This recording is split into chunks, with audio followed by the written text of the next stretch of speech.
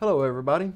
If you find this video useful, give me a thumbs up to encourage me to make other ones like it. Also, subscribe to my channel where you will find other safety related videos and also videos on leadership. Now, once again, I'd like to apologize for not making my regular round to see your jobs this week. The work you do is very important, and I'm positive that all your projects are running in a safe and profitable manner. I still have another week to be stationed on this project, and I hope to be back on my regular rounds after that. Just remember this saying: you never know when the safety guy is going to show up. I would like to share some of the experiences I've had the past 2 weeks while being involved with this project. I'd like to talk about the true PTP, or a true PTP.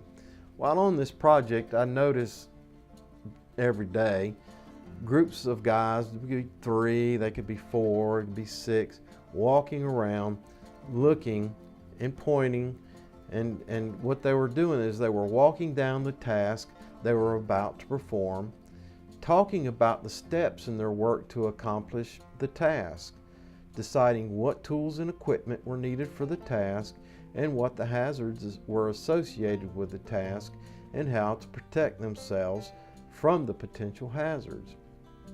After the walk down, they would gather at a pickup truck or in the break room table, and together they would write the formal PTP, with most members offering insights to possible means and methods and the hazards to be aware of.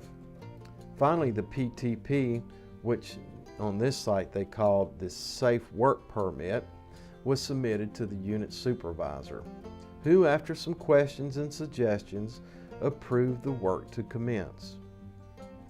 At first, the process seemed lengthy and cumbersome. However, once the work started, they moved safely and smoothly through the day, getting a great deal accomplished. Does this process sound familiar? Well, it should. The real PTP starts long before any paperwork is done. Now, along those lines, the team that I've been working with have their pre-task planning session in the morning prior to start. They have a brief meeting when they come back from lunch to talk about what they're going to do after lunch. And then at the end of the day, they have a final meeting where they start to pre-plan the next day. I was and I am impressed with that. I almost feel like the old Maytag repairman. All right, now the weather's starting to heat up, and now is the time to start talking to team members about heat-related illnesses such as heat stress and heat stroke. Take the time during safety meetings to talk about the signs, the symptoms, and the first aid for heat-related illnesses, and the importance of hydration and nutrition in the prevention of these type of illnesses.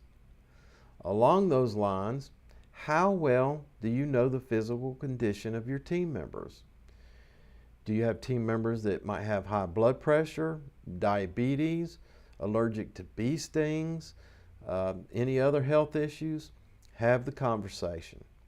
Don't pry, just bring the subject up and help them feel comfortable about speaking up to you or their coworkers about any conditions they may have. Next, I'd like to talk about communications. There are 2 types of communication: verbal and nonverbal. On the job site, we tend to rely heavily on verbal communications. How well are you communicating with your team members? Do they fully understand the information you're attempting to convey to them? One habit of good communication is the use of the 3-way communication protocol. The 3-way communication process happens like this. The leader tells his subordinate what he needs him to do, issues the instructions. At that point, the subordinate repeats that information back to the leader. If the information is correct, The leader would confirm to the subordinate that he has the information right. If the subordinate repeats back the information and it is incorrect, then the leader has the opportunity to discuss further and make sure that the subordinate fully understands the instructions. There are also radio communications, and it should be handled a little differently. When radios are used on the job site, there are normally more than just one radio. There's multiple radios.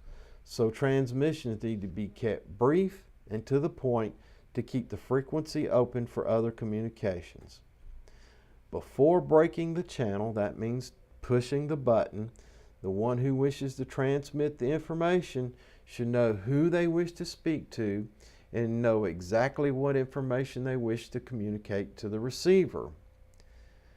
When he's ready to do that information, he pushes the button, requests the attention of the receiver, releases the button, and waits for the receiver to respond. Now, this may take some time if it's a noisy job site, or if the receiver of the information is busy with a phone call or busy with another item and can't answer immediately. But once he does respond, then the transmitter of that information should relay the information over the radio, pushing the button, relaying the information quickly and precisely, and then releasing the button. Don't hold the button and talk and think about what you're saying. Somebody else may be trying to communicate. Now, once the receiver of that information has received it, it's up to him to confirm that he understood. 10-4, roger that. That's if there's no confusion, if everything goes well. Once that's done, then there's no reason to get back on the radio, but follow those protocols. Hit the person you want to speak to. Come in, Joe. Take your finger off the button. When Joe responds, hey Joe, I need a track hoe over here on this side of the job site, on the northeast side of the job site. And then he responds 10-4. That's all the communication needs to, unless there's some clarification that's needed. And then you would handle that still precisely and to the point. Final thoughts. What is your attitude? Do you personally have an attitude that is conducive to a harmonious work atmosphere? Remember, people often react in like kind to the attitude transmitted towards them. I had a conversation not long ago with a superintendent, and he kind of summed it up to me like this. If I deal with someone and they act like an ass towards me, I just write it off as someone having a bad day. If everyone I meet is an ass, or is stupid, or lazy, or don't listen, then I have to take a hard, long look at myself. Thanks for that summation, MP. Very good. Listen, guys, if you find this video useful, give me a thumbs up to encourage me to make more like it. Also, subscribe to my channel where you will find other safety-related videos and videos related to leadership. Until we see each other again, take care of yourself, take care of your fellow workers, and I'll see you in the field.